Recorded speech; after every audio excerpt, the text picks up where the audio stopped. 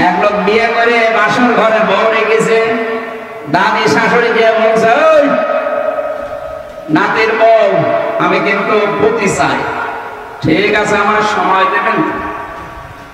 শাশুড়ি এসে বলছে, বৌমা আমার নাতি চাই। মা আপনি সময় দেবেন না, কেবল আমি আসলাম, আপনার ছেলের সাথে আমার দেখাও হয়। ননদ আর দেবর এসে বলছে, ভাবি কি করবো আমরা জানি না, আমাদের কিন্তু ভাতিজা চাই। ঠিক আছে। স্বামী এবার বাসন ঘরে এসে বলছে, বউ আমার কিন্তু বেবি চাই।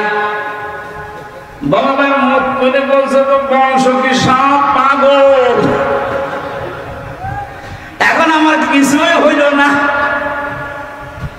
10 মাস 10 দিন যাবে, সংসার হবে, এরপরে তো কারো বেবি, কারো নাতি, কারো ভাতিজা, নাকি আমি ফেলাক্সি লোড করে সঙ্গে আসবো।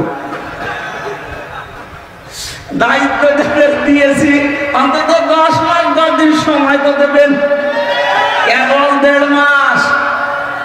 সংস্কার আরম্ভ হয়েছে, জালেমরা থাকবে না ইনশাআল্লাহ, একটা জালেমও থাকবে না, সবগুলোকে চেয়ার থেকে নামিয়ে এখানে নতুন মানুষকে প্রেস করা লাগবে। তাদের মা বাবার ভক্ত হয় এমন নেতা তাকান, ঢাকাতেই পড়ে আছে সারা জীবন, মা বৃদ্ধাশ্রমে কাটায়, এদেশে নেই। নাম ধরা লাগবে। কিসের নেতা আপনি?